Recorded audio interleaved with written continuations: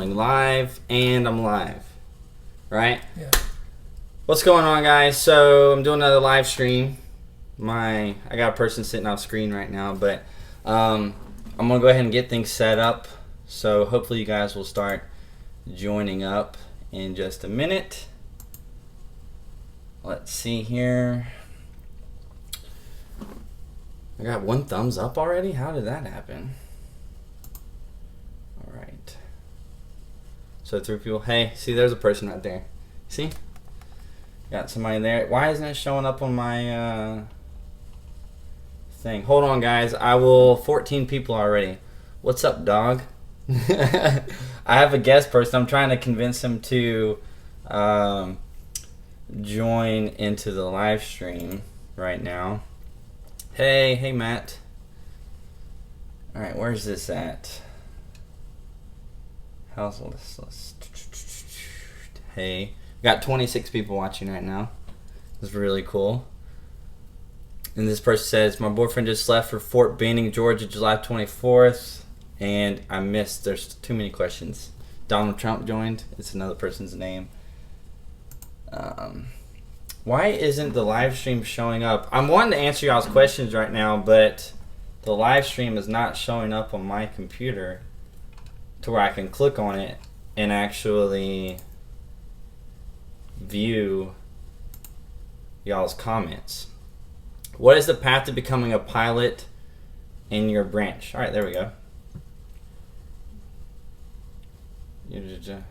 Help YouTube by answering the question. None of the above. Submit answer.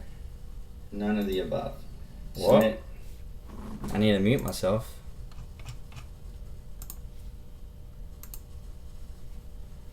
Alright, so anyway, so right here, these are gonna be people leaving their comments down below right here. So I was talking to you about my medical issue with one kidney, and it turns out a recruiter said that I'm good to go. But I need to pass MEPS. Any ideas? What do you mean you need to pass MEPS? If you have, you might have to have a medical waiver. I don't know if your recruiter talked to you about that. Do you know anything about that? No. Because this guy was a recruiter for a while. I really want him to get on the video. But anyways, yeah, I mean, as long as you have your waiver, if your recruiter said you're good, when you go through MEPS, if it's on your paperwork already, then they should know that you should be open about that. But if you don't have anything on your paperwork, you don't need to mention something extra when you're at MEPS, because they will kick you out. You'll go home, and then you'll have to come back to MEPS at a later date. So my boyfriend is also doing active duty infantry. I hope everything goes well. Your videos help me see what they actually do at base training. I'm glad they help. See? So it's really cool. My recruiter asked me to come up with a volunteer PT plan and schedule for our future soldier training. Only problem is I need to get the other future soldiers to agree on said plan. Any tips? Yeah. You can't please everybody, so trying to come up with a plan that's going to please everybody is going to be, you're going to find that's going to be really difficult, because if you want to do some running, like let's say you want to run, well, a lot of people don't like running. If you like doing, push-ups or whatever, and you want to do a whole lot of that, some people may not want to do that. So it's going to be difficult. The best thing you can do is just kind of go off of how the Army does it, and that's one of the ways that you can justify things. So the way the military does their PT is Monday, Wednesday, and Friday is cardio or running days. Tuesday and Thursday is going to be muscle failure days. So you can alternate. So I remember for us, future soldier training was just once a week. So you can alternate weeks and do a cardio day, and then a muscle failure day, and a cardio day, then a muscle failure day. And for running, just go off of stuff that the military already does, so you don't have to argue with people about the actual plan. So you can do 30-60, 61-20s, different push-ups, and all that for your muscle failure days. So anyways, I know that guy. All right, get your friend on camera. It's not actually my friend, it's my grandpa. So I was telling him about my YouTube channel just a little while ago, and I said I was going to do a live stream. And he was in the. How long ago were you in the Navy and the Coast Guard? 1954 to 63. 1954 to 1963. So a long time ago. And then you were a Navy recruiter or a Coast Guard recruiter? I was a recruiter in the Coast Guard for 2 years. Okay, so recruiter in the Coast Guard. I know it's a whole lot different now, but what are my thoughts on active duty infantry? If you want to do active duty infantry, I'm all for it. But, hey, Mom. Hey. This is my mom, guys. Hi. You giving him food? Yep. But yeah, if you want to do active duty infantry, I'm all for it. You're not going to... I don't know. It's going to suck a lot of the time, but you're going to get rewarded in a lot of ways where the infantry side of things, there's a lot more camaraderie between people that I've seen because you're doing a lot more sucky stuff, which usually brings a lot of people closer together. Wouldn't you agree? Yeah. Right? Kind of like the more sucky stuff you're doing, you're going through the suckiness together, and it kind of brings you closer together. But at the same time, infantry isn't one of those things that has the civilian benefits unless you want to be a cop or some kind of security guard or something like that, so you have to think about that. But I think infantry is fine. If you want to have a career in the military, if you want to go infantry and then, after your first contract's up, you can switch to another MOS, that's something that you can do as well. Let me say something too. You want to say something? Yeah. You can come over here on the camera. Just want to say one thing. All right. Then I'm going to have to leave. But I will say this. Introducing. My name is Dolan Humphreys. I'm from North Carolina. But I wanted to say this. I was a 20-year person in the military. First 2 years, I was just to see how much trouble I could cause and get into. And one day I was working on the deck doing stuff, and I looked up on a destroyer, and I looked up toward the bridge, and I saw this guy sitting on flag bags drinking coffee and talking. I said, hey, that sounds pretty good. And so I asked my superior, I said, how do I get up there? He says, forget it, Humphreys, you'll never get up there. And of course, that was just like Sikkim, so I decided to get up there, which I did. And went to 4 years there, four deployments overseas, having a child. So I finally decided to get out after 4 years. I was E5, and I got out, and within 6 months I realized that my future was in the military because everything is so predictable, and it's not like civilian life. You actually know you can find pathways for promotions and various things. It's there for you. Not that way in civilian life. And so and things are more predictable.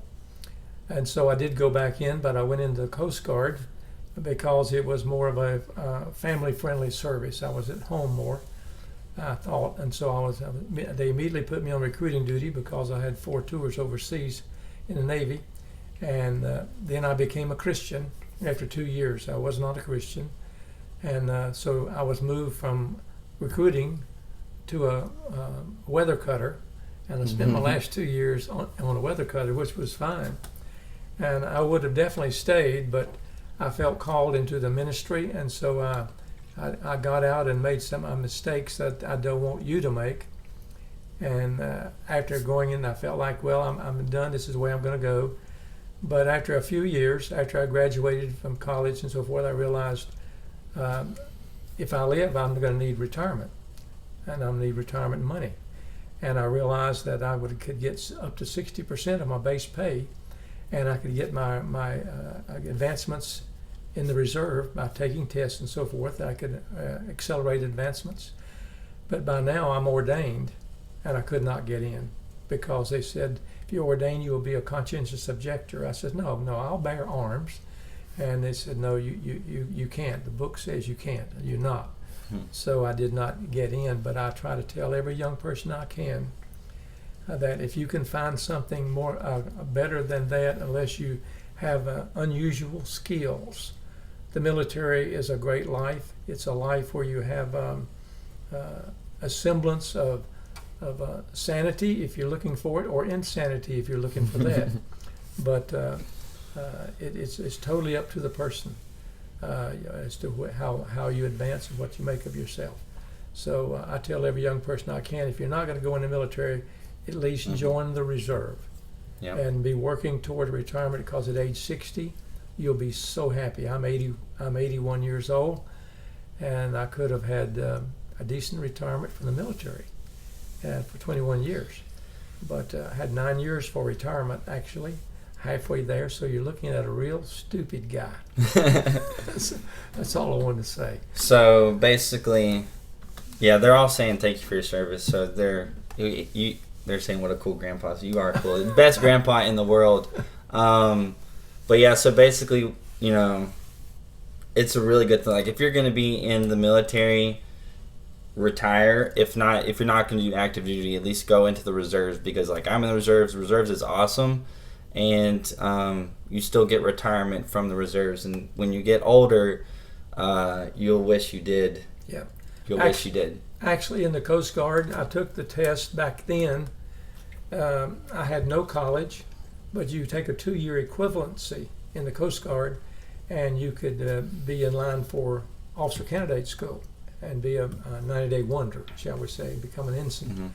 So I took it. I was number one on the list. It was very difficult for me in that sense to get out, because I wanted to go to school. At 90 days, I would have been commissioned. But I had to consider my calling, and so I did get out. If I had it to do over, who knows what I would do. Mm-hmm. But I would think that I would go as an officer, do as much Christian work as I could, work in a church, and would eventually follow that route. But I don't know that. But being 81, as I look back now, I'm still pastoring full time. So maybe that's the best thing. Who knows? But it's in the Lord's hands. But I'm going to have to go downstairs. But let me ask you a question. I said my opinion on infantry. I've had a couple people ask, what's your opinion on infantry? Infantry? Yeah, in the Army. Well, avoid it if you can. No, it's all honorable, really. Yeah. And some, if you feel that's the would think about it very carefully, because you'll be doing that for a long time. Do what makes you happy, and that's what the best. So you feel like you can be advanced and be the happiest. That's what you do, whether you're in artillery, infantry, or whatever it is. Just keep in mind that you're making plans for the rest of your life, and so be careful how you make your plans. And then once you've made the plans, go for it. Don't be wishy-washy. Once you've made the plans, stick to it. Go do it. Yep. All right. Yeah. Love you. Take care. So, awesome special guest. And I will get back to answering all the questions that I missed. So, let's see here. If you want to go ahead and start asking me questions, you can go ahead and start doing that. Can you tell me about the National Guard and Reserve? What line scores must I obtain to become a military police? So, if you want to be an MP, I have no clue what the actual line scores you need to have, because that's just too many things for me to know as one person. So you're just going to have to look that up. But things like that, the bottom line is you're just going to have to do your best in the ASVAB. It's not like, you're just going to do it like a PT test and you're just going to do the minimum to pass the test. If you're worried about the line scores, just study as hard as you can for that ASVAB, take practice tests and whatnot, and I think you'll be fine. So, let's see here. I ship on Monday. I heard you should bring as little as possible, so what should I bring? I made a video talking about what you should bring to basic training, and yes, that is as little as possible. I don't know if you're reserves or you're going to be active duty. If you're active duty, you're going to have to go to MEPS the night before. If you're reserves, you're not going to have to do that. You're just going to leave for reception that day. In either case, I don't think you should bring any extra clothes. If you want to, bring an extra pair of socks, an extra pair of underwear. But, whatever you're wearing, it's not like you're going to really be doing anything. You're just going to be waiting in the airport. You're going to be sitting down. You're not going to be doing anything, so you don't need to bring extra clothes. Even if they tell you to, bring the smallest little thing of like shampoo, toothpaste or whatever that you can bring, and it should all fit in a small bag. And I didn't bring anything, so I brought my toothbrush and an extra pair of underwear, and I think that was like it. Like, I didn't bring anything, because the thing is whenever you're getting smoked that first day, everything that you bring you're going to be holding over your head, and the more you bring, the worse your smoking is going to be. What's my MOS? So I was a 25 Bravo, which is an information technology specialist, and that has now since changed since I have became a cadet recently. So I'll be an officer next May. My commissioning day, by the way, guys,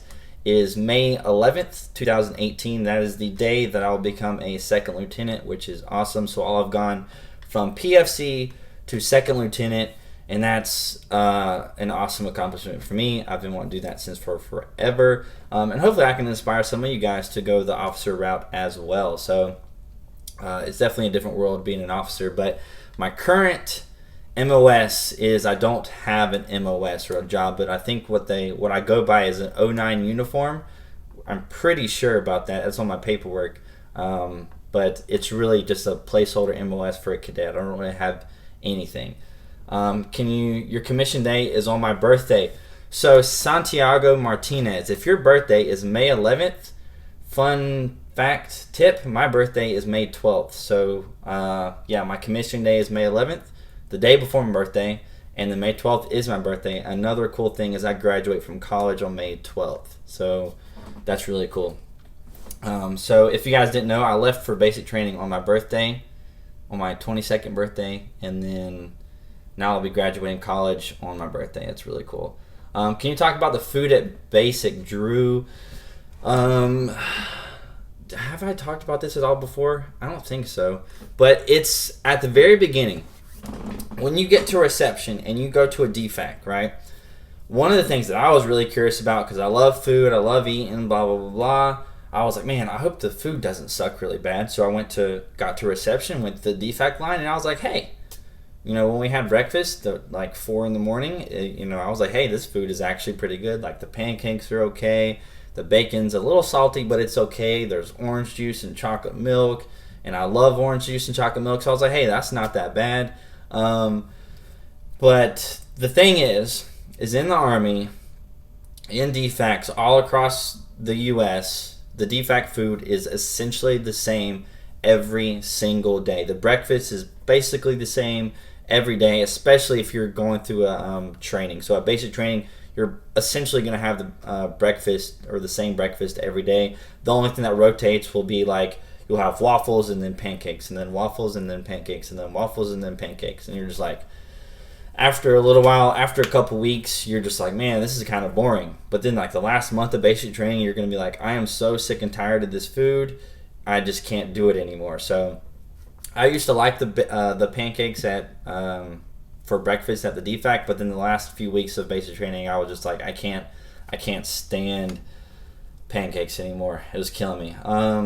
Hunter, just want to let you know I'm leaving Sunday for Fort Benning. Official ship date is August 21st.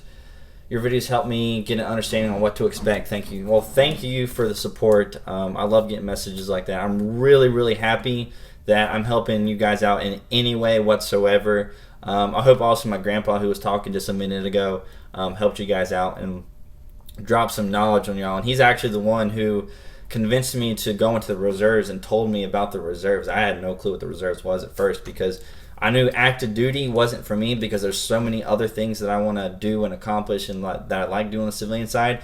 And he told me about the reserves. I looked it up, and he is literally the reason why I'm in the military right now. Cav Scout or infantry. Everyone I tell someone I'm trying to do a scout, they tell me to go infantry. What do you think? They probably have some kind of personal preference. Infantry is infantry, right? Everybody knows what infantry does. Cav Scouts, they do a whole lot with infantry. So if you don't want to necessarily be infantry, but you want to be around infantry guys, if you want to do a little bit different stuff, then Cav Scouts are the way to go for you. So you'll definitely see some action. Then what is that? Is the reserves better than enlisted? they're the same thing if you're enlisted. So I got something in my eye right now. But yeah, so I mean, you can be officer or enlisted in the reserves. It's still the Army, but I don't really know. Shredder 385. If you want to clarify your question, anyone headed to basic training? Blah blah blah. Do you have hot dogs at the DFAC? Do you have hot dogs? No. I've never had a hot dog. You will have a burger if you're lucky. You will have a burger if you're lucky. Okay, so he said I meant active duty. So yeah, if you think the reserves is better than active duty, then you think it's better than active duty. But if you think active duty is better than reserves, then you think active duty is better than reserves. It's literally just personal preference. And what I tell people is, what do you want to accomplish in life? What do you want to do? Do you want to do this, that, or the other? And whichever one fits your plan for your life, pick that one, and that one's going to be better for you. So active is better for some people. Reserves is better for other people. So it literally just depends. So I've talked a little bit about Cav Scouts already. Active duty versus reserves as a 25 Bravo. Okay, so active duty is versus reserves as a 25 Bravo. Let's see here. One of my complaints about, okay, there's Akeem, I'll talk to you in a minute, but one of my complaints about the reserves is not getting enough training that I think we should be getting. So for me, for example, since I'm not in a comms unit, a signal unit, there's not as many things for me to do as far as a 25 Bravo route, but other units there might be. So on the active duty side, you're going to get a little bit more training than on the reserve side, so I think that's a little bit better. All right, I got a question. I go to my MEPS physical Tuesday. That will I have to go to MEPS. After that, will I have to go to MEPS again? I can't remember. Are you going active duty, Akeem? If you're going active duty, then yeah, you're going to have to go to MEPS one more time the day before you leave for basic. If you're doing reserves or National Guard, you will not have to go to MEPS again. And if you are doing that, you can thank yourself, because yeah, MEPS is a pain in the butt. It is just like, for all you guys who've already been to MEPS, it's just these guys who are trying to convince you into saying things that you have that you have a problem with your physical health or something. They're trying to trick you into admitting to things that aren't an issue, and they're holding up a piece of paper and saying, hey, I got your medical records right here, y'all don't need to lie to us or else we're going to send you to jail. We're going to put you in an orange jumpsuit and just call the cops and send you off to jail. So MEPS is just literally a pain in the butt. Reception is also sucky too. So Shannon, I would like to go in as an officer. Can I do that? If not, how long do I have to service to become an officer? I already have my bachelor's.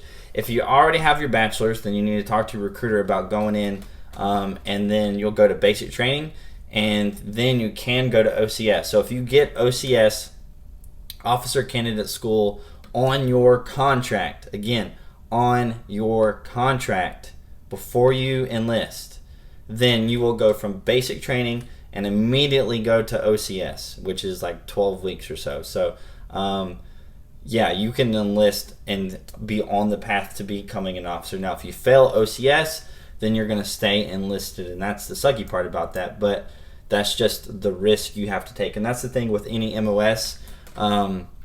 If you fail any MOS in the Army, so you go to AIT, and so like for me, for 25 Bravo School, if you fail so many amount of tests, then you will get reclassed to a different MOS. And at that point, when you fail an MOS or you fail OCS or whatever, the Army just assigns you a job, right? It's kind of whatever the Army needs, they're going to give you that job. So, work as hard as you can whenever you get to your AIT, whenever you get to OCS, so that you don't have to run into that. But yeah. Let's see here. So, if anybody hasn't thumbs up this video, that would be really cool if y'all thumbs up the video. I'm trying to make this as quick as I can before my little brother has a football game in just a little bit. And also, on a side note, if you guys hadn't noticed, there's really nothing around me right now. Like this whole stuff isn't here, and that's because I'm moving tomorrow. So this is the last video that I put up before I move, which I think I titled that on this video, the last video I put up before I move. I'm pretty sure. But yeah, so basically after this live stream, and I'm going to pack up my computer, and that's going to be it. So last video before I move. So the next time you guys see me, it's going to be in a different place, and I'm crossing my fingers that the internet is better than here, because the internet at my house kind of sucks. Thumbs up. Yes, see, 29 thumbs up. All you gotta do is ask. It's kind of funny how that works. Thoughts on Rangers? Yeah. Number one, at all costs, if I ever get the chance to go to Ranger School, I will go to Ranger School, which there's a really good possibility that I will get a chance to go, because I'm going to be an officer, and then I should go right after Bullock. As far as the 75th Ranger Regiment, that is also awesome. If I were to go active duty, that is what I would want to do, because you don't have to be infantry or even a combat MOS to be in the 75th Ranger Regiment. You could be a 25 Bravo like I was. You could be a truck driver. You could be all these other things, and it's like one of the coolest things ever, because if you're in the 75th Ranger Regiment, if you guys didn't know, you're on like a cycle of deployments. So you have a bunch of short deployments, which I think personally for me would be better than a longer deployment. So what they do is the 3 regiments, 1st, 2nd, 3rd, they will go on like a approximately 3-month deployment and come home, and then they'll do a month of a cool down, a month of prepping for the next deployment, and then they're deployed again. So they'll be gone for 1 month, and then they'll be back home for 2 months. And I think that's a really cool balance. The other cool thing is, if you are a ranger, whether you're a ranger as far as Ranger School goes, or you're a ranger as far as 75th Ranger Regiment goes, promotions come a lot easier to you because that is on your record, and they promote people like ridiculously faster. You have a lot higher percentage rate of getting promoted if you are a ranger. For example, literally, give or take some of the stats here, a lot of you guys want to be MPs or whatever, but let's say the promotion rate from captain to major in the as a military police officer is about, I don't know, 20% or so. So every time you get up for promotion to a major, 20% of the time people get promoted. But if you are a ranger and you have been in the 75th Ranger Regiment, it is about a 90 to a 95% chance that you will get promoted to major, because you are in the 75th Ranger Regiment, or you have that on contract. So promotions and just everything comes a lot easier to you if you are a ranger. Oh, I didn't know that I can do that. I just know I got a 60. I can do that in GoArmy.com. If you took your ASVAB, you should have gotten some kind of paperwork that will tell you, number one, what your ASVAB score was, and then what all your line scores are. And that should be on some kind of paper that you got. So if your recruiter didn't give you that, or you don't have that or whatever, get that from them, and then it'll show you all of your line scores that you got. And then you can look on GoArmy.com. You can just Google the different line scores that you need for whatever MOS that you're pursuing. So, all right. My friend told me to wear a Ranger shirt to basic to show the drill sergeants that I am ready to be one. Is this a good idea? No. If at all costs you don't want to tell the drill sergeants that you want to be a Ranger, because they're going to make things, they're going to give you a really hard time. They might give you crap for saying that you're ready to be a Ranger when you haven't even graduated basic training yet. They look at you, you're not a soldier yet, and you're sitting here telling them that you want to be a Ranger. They're just like, get the heck out of my face. So you could wear it, but I wouldn't be flaunting, hey, I want to be a Ranger, I'm going to be a Ranger, blah, blah, blah. Don't flaunt that, because the drill sergeants will probably not take that very well. Do I have to address people who outrank me in another branch as such, or only Army-wide? You have to, fun fact, you have to address, first of all officers, all enlisted or whatever in the military as a whole as their proper rank. Now, let's say you're in the Army, and then like the Navy and Air Force have a total different like rank structure as far as what the thing, how you name the stuff, right? So you come across some guy, you have no clue whether he's an NCO or not. He knows you're in the Army. He probably doesn't even know all of your rank structures and stuff. So it's not like the biggest deal. But generals and stuff, you can see that, and they're pretty rare, anyways.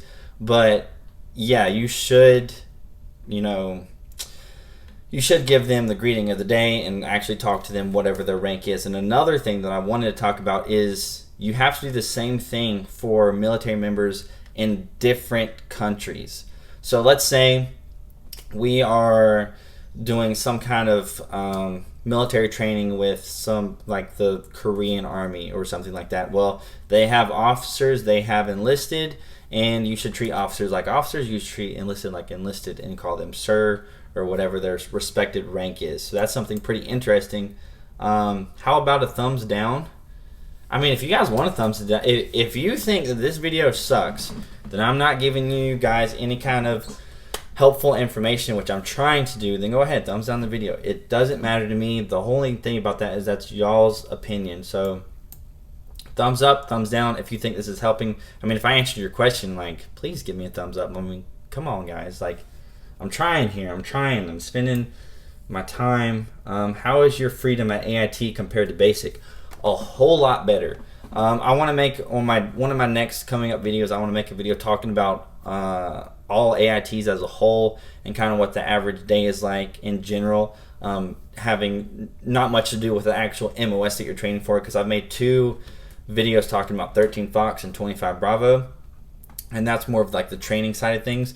But what an average day is like at AIT, yeah, like you'll go to school just like normal school, kind of like a 9-to-5 job or whatever, think of it like that. And then whenever you get home or you get back to the barracks, then you're on your own time. Depending on where you're at, well, depending on what kind of freedoms you have. But for me, I went to school, I had dinner, came back, and then I went to the gym, and that was basically my entire day. All right. I sworn recently, can you give me tips on how to talk to officers? Do you have to say sir at the beginning or end of every sentence? Technically, yes. When you're at basic training, they will make you say sir, blah, blah, blah, sir. Or when you're talking to NCOs, sergeant, blah, blah, blah, sergeant. Or a drill sergeant, sergeant, blah, blah, blah, drill sergeant. So you begin the sentence or the statement with their name or whatever you want to call it. So sir, drill sergeant, sergeant. And then you end it with the exact same thing. So tips for talking to an officer, you got to stand at attention for them. So whenever you talk to an officer, always go to attention until I got a thumbs up, thank you. But you always go to attention no matter what. You always go to parade rest for an NCO no matter what, because sometimes once you get out of training or whatever, they'll tell you to relax or whatever, but just as a form of respect, you always want to do that. You always want to show people respect that have earned the respect that you owe them. So definitely do that. As far as talking to them, try to stay calm as possible, depending on the officer rank. When you initially enlist in the military, when you go through basic training, you're kind of brainwashed in these ranks, and you think that somebody with a higher rank than you is like way better than you, and it's just like crazy. So at the beginning, it's a little nerve-wracking whenever you talk to a captain or a lieutenant colonel, or if you get lucky enough, talk to a colonel. So, all right. What about in the real Army, like outside of basic? Yeah, in the real Army, so not in TRADOC, which is what you'll be in whenever you go through training, things are a lot more relaxed as far as addressing people, and you become friends with people. So, like, let's say I'm a specialist, I have another buddy who's a specialist, and then he gets promoted to sergeant.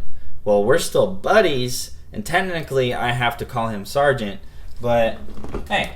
But, you know, like, it's a lot more relaxed whenever you're actually outside of training as far as addressing each other's goes. So, you're like right off screen. All right, so have you had any experience with 19 kilos? No, not really. The Army offers a $6,000 per year bonus for qualified Army Reserve soldiers who have been certified within the past 12 months to be proficient in a foreign language to the critical military. If it's $6,000 a year, that sounds about right. But yeah, it depends on the language that you know. So I've had a few people asking questions about languages and if it's beneficial or whatever. It depends on the Army's needs. So one language that you're proficient in today could be worth $6,000 a year, and then in 2 years from now, whenever the Army's doing other operations in different countries, they might value another language more than that. So yeah, my grandpa's back. He's over there. You should be a recruiter. This is kind of like being a recruiter in a way, but yeah. He was a recruiter. Can I send a package to my soldier in last week of red phase? So as soon as, all right, so I'm guessing you're a parent. As soon as you get that letter from your soldier who's at basic training, you can start sending them mail. You can start sending them packages and all that stuff. But the packages that you send them will be opened in front of the drill sergeant, so they will see what you're sending them. You can't send them any candy. You can't send them gum. You can't send them any food or whatever. If you want to send them pictures, you can only send them a few pictures. So don't send them a whole photo album of all these pictures, because they're not going to be able to have that. They'll probably tell them to pick a couple pictures that they want, and then the drill sergeant will hold on to the rest of them until the end of basic training. So if you're fluent in Arabic and French, you'll probably definitely get something for Arabic. French, I'm not a whole lot sure about, because we're not doing a whole lot there. Yep, just a letter. Lactaid, protein bars. Protein bars, no. Any medical stuff like even ibuprofen or whatever, they can't have that either. But yeah, protein bars, that's food. You definitely cannot send them. My mom, she sent me a whole bag of Skittles, and then I opened it up in front of the drill sergeant, and he's like, yeah, you're not going to have that. And I'm like, yeah, I know. So anyways, gave it to the drill sergeant. The drill sergeant ate it all, and that was kind of funny. So I have a question. Do you have salute an officer with the same rank as you? No, if the officer is the same rank as you, then you don't have to salute them. But if they are a higher rank than you, then you should. And same thing as an NCO. So if I'm an E5 sergeant, I don't have to stand at parade rest for another E5. But if a staff sergeant or a sergeant first class comes up to me, then yes, I should stand at parade rest for them. Not at ease. I eat. Oh, I thought you were saying something else. Tell me what I should send. Well, it depends. When you send your soldier a letter, just ask them what they want. Do they have a watch? But aside from that, I asked for a watch from my family because I didn't have a watch whenever I brought one. So I asked for a watch. But other than that, you can really only send letters and pictures, and that's basically it. You can't send them books. You can't send them anything to read or anything like that. That's basically all you can send. Send him a letter asking why he hates drills so much. You should be General of the Army, 5 stars. Yeah, that'd be pretty cool. My actual goal is to make it to Lieutenant Colonel. Once you get past that, I realized a whole lot, or I learned a lot when I was at my advanced camp this summer, of the whole ranking up process for officers. And if you're wanting to make it to Colonel or beyond, so Colonel or any of the general ranks, you essentially have to dedicate your life to pursuing that, because there's so many boxes that you have to check off. You have to have this job for 2 years. You have to have this other job for 3 years. You have to be a battalion commander for so long. You have to do all these different things to make it to colonel. Then you have to do all these other things to become a general. And you literally have to dedicate your entire military career to trying to pursue that. But to make it to lieutenant colonel, you can kind of just go through the process, and there's a lot less things that you have to do to make it to lieutenant colonel. And I think I'll definitely make it to major. Whether or not I make it to lieutenant colonel will be another question. That'll be lieutenant colonel will be a 20+ year thing. So, what's your job again? 25 Bravo. Do you get to box in basic? No, they have the pugils thing, which is the sticks fighting thing. And then you also do some Brazilian Jiu-Jitsu. if you're overweight when you go to MEPS, are you disqualified or do they give you time to lose weight? They should give you time. Like if you're going to MEPS, you should have been like okayed by your recruiter anyways. So you should be good. Thanks. Everyone's telling me to send him food and foot powder. Haha. I'll keep to letters and pictures. No cookies for all the guys. Yeah. You can't send them cookies or you can't send them any kind of food whatsoever. But, foot powder, that might be a thing. That might be kind of iffy. They will supply him foot powder, so I don't think you need to do that. But yeah, I'm probably going to finish this thing off here in a little bit because I'm about to go to Tim's football game, right? Yeah. So, all right. So, any last thumbs up? That would be really awesome. So, I think I'm scared of the plane ride to Benning. Did you go to OSET or just basic? So, OSET or OSET or whatever is still basic training. It's still the same thing. The only difference is the day after basic training, you stay at the same place. But basic training is still the same, okay? But I did basic combat training and then I went to AIT because I'm a 25 Bravo. Any tips on pugil sticks? Yes, I was really good at pugils. One of the things is I'm already a pretty good fighter anyways, so a lot of people just don't really know how to fight, and some of the skills kind of transferred over from MMA to pugils, faking people out and whatnot. But really, really big thing is what I like to do is you're going to hold this big stick like a big bat or whatever, and if you fake a hit to the left and then come up with an uppercut underneath, you'll really rock them. So can you make a video explaining all Army technologies or terminal? I thought you said technologies. Terminologies, MOS, basic training, AIT. Maybe, I don't know. There's so many different acronyms, right? Like there's just so many acronyms. I couldn't. That would take forever. And plus, I don't even know them all. Like, I know the basic ones, but there's just so much. And depending on what your job is, you'll learn different ones. And there's just a lot of acronyms. They would tape you to whoever about being overweight. Okay. Any other final questions before I get off of here? I'm going to answer two more. Oh, I got, some people. I think I've missed a couple. All right. Let's see here. All right. So I'll be prior service when I go back in. I just hope it's not too late for the National Guard because I'm now 35 years of age, but airborne school is what I am interested in. If you're 35, then you are literally in the last year to join the Army. So, yeah, you gotta do it as quick as you can. And airborne school, you should still be good for that. Go bald at 5K. No. I'm going to reach 5K at some point, and it's not really about the subscribers or anything for me, but go bald at 5K, that's like a pretty big deal for just 5,000.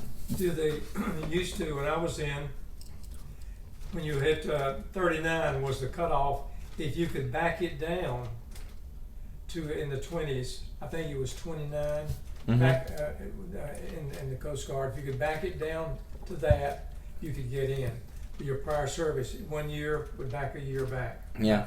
Well, that's how they do it now. Is that how they do it? Yeah, so like if you're switching from Air Force to Army or whatever, and let's say you were in the Air Force for 4 years, and then now you're 36 years old. Yeah. Well, technically that backs you up to 32 as far as age goes, and you can still join the Army because you already have that prior service time. Okay, somebody asked me a question. All right, last question, unless I see a really good one. Should I wear dress socks under regular socks when ruck marching? I saw that on TV. Two things. Number one, whenever you do a long ruck march, you need to have good socks. I wouldn't necessarily recommend 2 socks because, number one, you need good socks. So you need to buy a more expensive pair of socks to wear when you're ruck marching. Number two, don't wear multiple socks because your feet are going to get super hot and it'll also kind of irritate you. It'll just be all weird in the boot. So you don't want to change up something just all of a sudden and wear extra socks when you ruck march, because now your feet aren't used to that. So I would not recommend just adding and wearing 2 pairs of socks. I would recommend buying a nice, like 2 nice pairs of socks for ruck marching. Is your grandpa a Baptist? Yes. Do you have an iPhone night? All right. So anyways, that is it for this live stream. I just want to thank everybody who came out and watched. It was fun. I was answering some questions with my grandpa over here. There he is. Yes. But yeah, I just want to thank all you guys for coming out. That was really cool. I will upload a video as soon as I can next week. As I said, I'm moving tomorrow, so I'm not going to have my computer or anything set up, and I'll try to set it up as soon as possible. But yeah, I will see you guys soon, and I'll try to upload as soon as I can. So anyways, that's it. Hope you guys enjoyed. Hit that thumbs up if you hadn't already. And I'll see you guys later. And